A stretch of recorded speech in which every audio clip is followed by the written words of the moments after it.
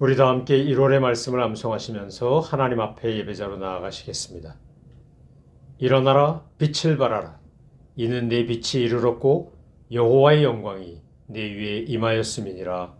아멘. 찬송가 510장 하나님의 진리 등대 가사를 깊이 새기며 찬송하시겠습니다.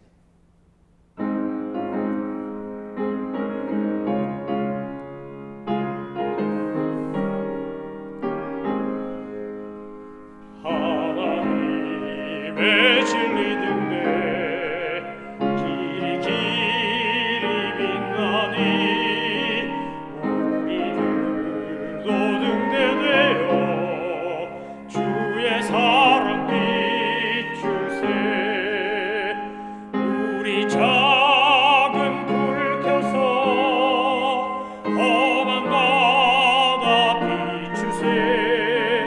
물에 빠져 헤매느니 건져내어 살리세.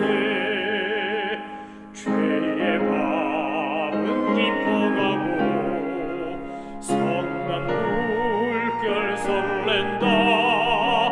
어디 불빛 없는 가고 찾는 물이 많구나. 우리 작은 불을 켜서 험한 바다 비추세. 물에 빠져 헤매니 건져내어 살리세. 너의 등불 거두어라. 거친 바다 비춰라. 빛을 찾아 헤매니 생명선에 건져라. 우리 작은 불을 켜서 험한 바다 비추세. 물에 빠져 헤매니 건져내어 살리세.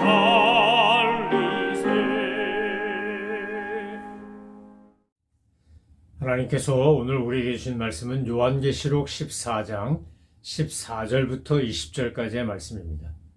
하나님의 말씀을 받들어 읽겠습니다. 또 내가 보니 흰 구름이 있고 구름 위에 인자와 같은 이가 앉으셨는데 그 머리에는 금면류관이 있고 그 손에는 예리한 낫을 가졌더라. 또 다른 천사가 성전으로부터 나와 구름 위에 앉은 이를 향하여 큰 음성으로 외쳐 이르되 당신의 낫을 휘둘러 거두소서. 땅의 곡식이 다 익어 거둘 때가 이르렀음이니이다 하니 구름이 앉으신 이가 낫을 땅에 휘두르며 땅의 곡식이 거두어지니라. 또 다른 천사가 하늘에 있는 성전에서 나오는데 역시 예리한 낫을 가졌더라. 또 불을 다스리는 다른 천사가 제단으로부터 나와 예리한 낫 가진 자를 향하여 큰 음성으로 불러 이르되 네 예리한 낫을 휘둘러 땅에 포도송이를 거두라. 그 포도가 익었느니라 하더라. 천사가 낫을 땅에 휘둘러 땅의 포도를 거두어 하나님의 진노의 큰 포도주 틀에 던지매 성 밖에서 그 틀이 밟히니 틀에서 피가 나서 말 굴레까지 닿았고 1600 스타디온에 퍼졌더라. 아멘. 요한계시록 14장 14절로 20절 말씀은 이제 하나님께서 행하시는 놀라운 심판, 마지막 심판에 대하여 이야기하고 있습니다. 우리는 신앙생활을 하면서 우리의 개인의 인생이 끝날 때나 또는 역사의 종말이 이르렀을 때 하나님의 심판이 있다는 사실을 알고 믿고 있습니다.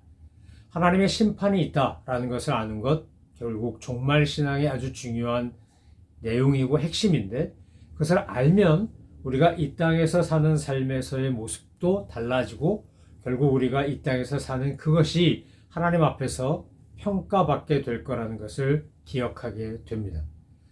사람이 신앙생활을 잘하다가 어떤 큰 충격적인 일을 겪으면 대개 두 가지 반응을 보입니다. 하나는 신앙이 깊어지든지 아니면 신앙을 버리고 떠나든지 하는 겁니다. 개인적으로도 집단적으로도 그런 일은 유사한데 아마 현대사에 있어서 가장 비극적인 사건 중에 하나를 꼽으라고 한다면 유태인들이 히틀러에 의해서 나치 정권에 의해서 600만 명 가까이 각살당한 홀로코스트일 겁니다. 이 홀로코스트라고 하는 끔찍한 인종 청소와 같은 이런 집단 살인을 당하고 난 뒤에 유대 사회가 크게 두 개로 나뉘었다 그럽니다. 하나는 만약 하나님이 살아계시다면 어떻게 우리가 선민인데 이런 고난을 당하는데 침묵하고 방관할 수 있는가? 라고 반발하면서 신앙을 버린 그룹이 있고, 한 그룹은 이 고난 속에서도 우리는 살아남았고 여전히 하나님이 보호하시기 때문에 우리는 역시 선민이다 그러면서 끝까지 버티면서 이 시온으로 돌아가자, 샤이니즘이라고 하는 것을 외치며 결국 2차 세계대전이 끝난 뒤에 지금의 팔레스타인 땅에 들어가서 이스라엘이라는 나라를 세우는데 앞장섰던 열렬한 유대주의자들, 이렇게 두 그룹이 생겼다는 겁니다. 그 전까지만 해도 대부분의 유대인들은 야훼 하나님, 여호와 하나님에 대한 믿음을 가지고 자기들은 선민이라는 의식 속에서 살아왔던 사람들이었습니다. 그런데 홀로코스트를 겪고 나니까, 너무 큰 충격을 받고 나니까 그런 반응이 나왔다는 겁니다. 여러분, 홀로코스트만큼의 충격은 아닐지 모르나 우리도 개인적으로 세상을 살아가면서 어려운 일을 겪을 때 의문이 들고 회의가 들 때가 있습니다. 나는 정직하게, 바르게, 온전하게 했는데도 불구하고 고난을 받기도 하고 또 모함을 당하기도 하고 핍박을 받기도 하면 사람은 정말 허무감에 사로잡히거나 분노에 사로잡히게 됩니다. 또 내가 아니더라도 내가 알고 있는 공동체가 참 무고한 사람들이 억울하게 핍박을 받거나 고난을 당할 때, 그럴 때 정말 하나님은 살아계신가? 하나님은 어디 계신가? 라는 질문을 하게 된다는 겁니다. 오늘 본문은 바로 그렇게 위기나 고난이나 역경 속에서 회의에 빠지거나 허무에 빠진 사람들에게 들려주는 대답과도 같다고 할 수 있습니다. 여러분, 우리가 이 땅을 살아가면서 분명하게 알고 있어야 될 것은 뭐냐? 악인이 형통하는 것 같아도 마침내 멸망받고 심판받게 되어 있다는 겁니다. 우리는 하나님께서 침묵하시는 것 같고 아무것도 안 하시는 것 같고 심지어 방관하시는 것 같이 느껴질 수도 있지만, 그러나 하나님은 여전히 역사하고 계시고 역사 속에서 주관하고 계시는 겁니다. 그럼 왜 악인들이 심판받는 일이 이렇게 빨리 이루어지지 않고 오래 걸리는 것일까? 왜 선한 사람들이 고통을 당하는데도 불구하고 정의의 심판은 속히 오지 않는 것일까? 라는 질문을 하게 됩니다. 그 질문에 대한 대답은 성경에서 이미 여러 번 하고 있지만 분명하게 말씀하신 것은 바로 악인들이 돌이켜 구원받기를 원하시는 하나님의 자비와 긍휼 때문이라는 겁니다. 마태복음 13장에 보면 이제 마지막 비유라고 할 수 있는, 이 마지막 때를 향한 비유라고 할 수 있는 알곡과 쭉정이 비유가 나오지 않습니까? 그때 이 알곡과 가라지 비유에서 주님께서 말씀하신 게 뭡니까? 예수님이 뿌린 것은 알곡이고 원수가 뿌린 건 가라지인데 그것이 동시에 자랍니다. 그래서 저거 왜 가만 자라게 합니까? 가라지 뽑아버릴까요? 라고 종들이 주인에게 물었을 때 주인이 했던 대답이 뭐였습니까? 예수님이 하신 비유에서 말씀하신 것은 추수 때까지 기다려라. 추수꾼들이 추수할 때가 되면 불러서 다 잘라서 가라지는 다 거두어서 다 불에 던져버리고 알곡은 추려서 곡간에 넣을 것이다. 이렇게 말씀하셨습니다. 추수 때까지 기다려라. 이 말이 바로 마지막 심판의 때까지 기다리라 라고 하는 겁니다. 주님은 알곡과 가라지가 공존하고 있는 걸 알지만 가만 내버려 두십니다. 왜요? 그 가라지가 변하여 알곡이 되기를 원하기 때문입니다. 삭개오도 가라지였으나 알곡이 되었고, 현장에서 간호하다 잡힌 여인도 가라지였으나 알곡이 되었습니다. 수가성 여인도 가라지였으나 알곡이 되었습니다. 저와 여러분도 마찬가지 아닙니까? 복음이 우리에게 전달되고 선교사님들을 통해 또 우리 민족의 신앙의 선각자들을 통해 교회가 세워지고 복음이 증거되고 그 복음이 우리에게 들리고 우리가 예수님 믿기까지 얼마나 오랜 시간이 걸렸습니까? 그리고 주님은 그 시간을 기다려 주신 겁니다. 우리가 구원받고 가라지가 아닌 알곡이 되기를 원하시기 때문입니다.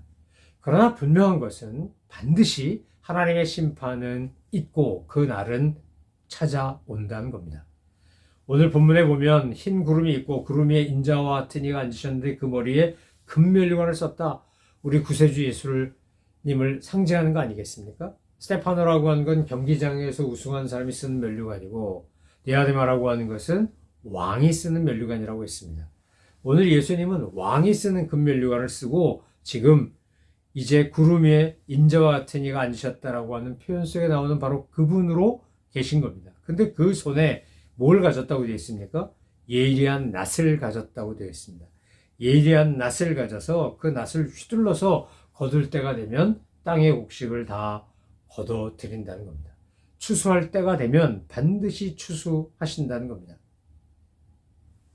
예수님이 살아생전에 제자들에게 말씀을 전하시면서 마태복음 13장의 비유뿐만 아니라 24장에서 이제 마지막 때가 되면 어떤 일이 벌어지는지를 아주 구체적으로 열심히 잘 설명해 주셨습니다. 결국 때가 되면 어떻게 된다는 겁니까? 심판이 이른다는 겁니다. 여러분, 종말 신앙은 심판을 알고 믿고 준비하며 사는 믿음입니다. 그날이 언제가 되었든지 상관없이 오늘이건 내일이건 1년 뒤가 됐건 10년 뒤가 됐건 언제 주님이 재림하시든 언제 역사가 종말이 되든 내 인생의 끝이 언제가 나든 상관없이 우리는 주님 만날 준비하고 주님 만났을 때 상급받을 모습으로 살아가는 것이 종말 신앙인 겁니다. 여러분, 오늘 본문에 나오는 14절부터 16절까지 나오는 이 수학은 알곡 수학입니다. 이것은 예수님을 믿고 소위 어린 양의 이름과 아버지 하나님의 이름이 이마에 있는 14만 4천 명으로 상징되는 구원받은 성도들이 주님의 은혜 가운데서 선택받은 것을 말하는 겁니다. 여러분, 신앙생활하는데 짝퉁도 있고 명품도 있습니다. 진짜 세상에도 짝퉁도 있고 명품도 있습니다. 진짜인데 가짜로 착각을 하거나 가짜인데 진짜로 오해를 하는 거, 이거 굉장히 곤란한 겁니다. 여러분, 예수님을 믿으면 제대로 믿으셔야 합니다. 잘 믿으셔야 합니다. 바르게 믿으셔야 합니다. 교회만 열심히 다닌다고 예수 믿는 거 아닙니다. 정말 내 안에 말씀이 들어오고 예수님이 내 삶의 중심에 계시면 내가 바뀌고 내 가치관, 세계관, 존재가 바뀌고 거듭난 새로운 피조물이 되는 겁니다. 그래서 저 사람이 예수를 믿는지, 교회는 다니는데 안 믿는지 아는 방법은 그가 말하는 거, 그가 행동하는 거, 그가 시간과 돈을 쓰는 것을 보면 금세 압니다. 사람이 바뀌면, 내 속사람이 바뀌면 겉사람도 바뀌게 되어 있습니다. 정말 우리는 마지막 날 추수 때에 곳간에 들어갈 알곡답게 살고 있는지, 알곡같이 살고 있는지, 알곡으로 살고 있는지 우리 자신이 알고 주님이 아십니다. 우리가 이 시간 만약 쭉정이 같은 모습이 있다면 알곡으로 변하고 알곡되게 해달라고 기도하시고 성령의 능력 가운데 정말 좋은 알곡 되시는 우리 모든 믿음의 식구들 되기를 소망하며 축원합니다.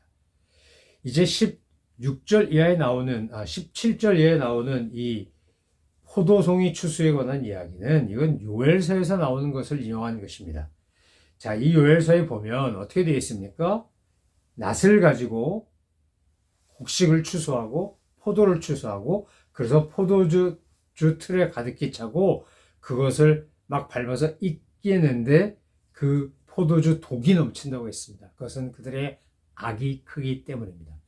알곡이 성도를 상징한다면 오늘 17절 이하에 나오는 이 포도는 어떻게 하는 겁니까? 불신자를 의미하는 겁니다. 주님을 알지 못하고 주님 앞에 거절하고 주님 앞에 거역하는 사람들을 상징하는 겁니다.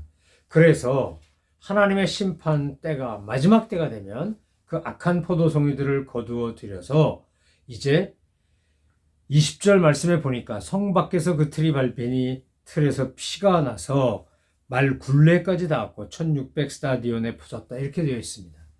왜 성 밖에서 이렇게 되는 겁니까? 하나님의 심판이 구원받은 이스라엘 백성들은, 구원받은 성도들은 새 예루살렘 하나님의 거룩한 시온산에서 주님을 경배하며 예배하지만 끝까지 반항하고 패역하고 불신하고 복음을 거절하고 교회를 멸시하고 핍박했던 사람들은, 불법을 행하고 회개하지 않고 하나님을 거역하고 살았던 자들은 마지막 때에 이렇게 심판을 받게 되어 있는 겁니다. 마태복음 13장 41절 이하에도 나오고 24장에도 나오고 오늘 요한계시록 14장에도 나오는 것처럼 하나님께서 오래 참고 그들이 회개하고 돌이키기를 기다리시지만 마침내 끝까지 심판의 때까지 돌이키지 아니하면 결국은 심판을 받게 되어 있습니다. 요한계시록에 등장하는 모든 숫자는 다 상징이라고 말씀드렸습니다. 그래서 이 1600 스타디오는 40 곱하기 40 곱하기 100인 겁니다. 여러분, 이 40 곱하기 40 곱하기 100은 어떤 의미입니까? 요한계시록에서 4라고 하는 건 항상 세상을 의미합니다.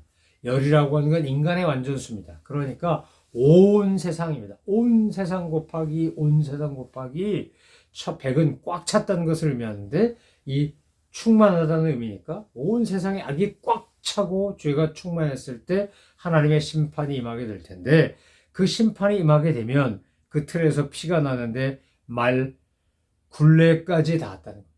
얼마나 피가 많이 났으면 그렇겠습니까? 얼마나 끔찍한 심판과 고통이겠습니까?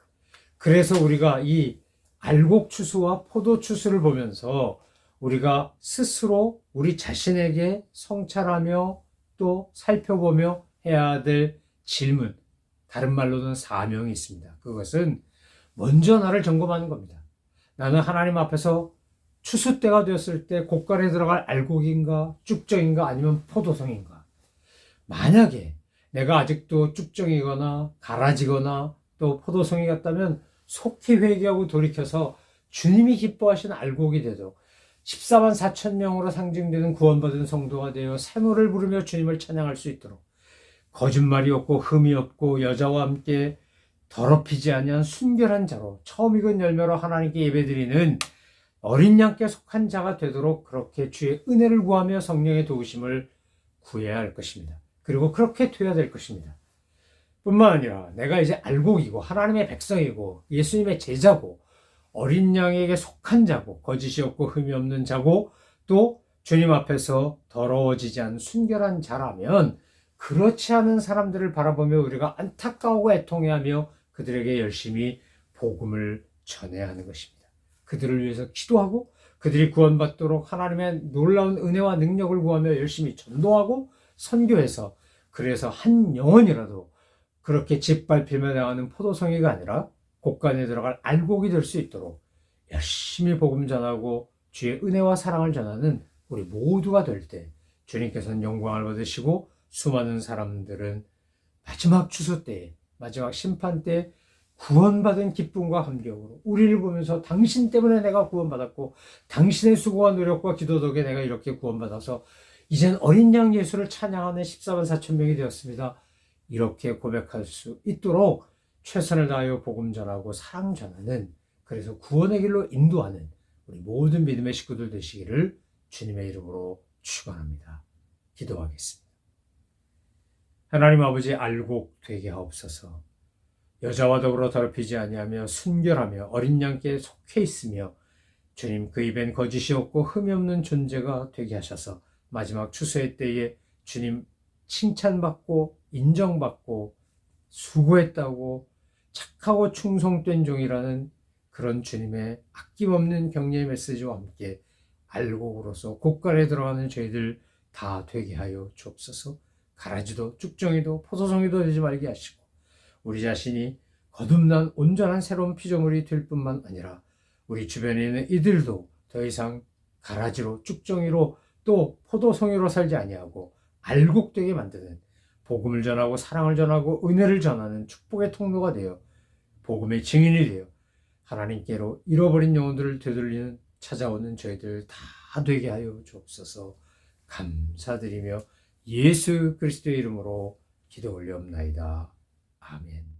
하늘에 계신 우리 아버지, 아버지의 이름을 거룩하게 하시며 아버지의 나라가 오게 하시며 아버지의 뜻이 하늘에서와 같이 땅에서도 이루어지게 하소서.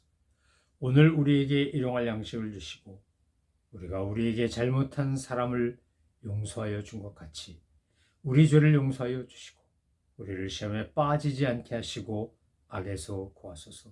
나라와 권능과 영광이 영원히 아버지의 것입니다. 아멘.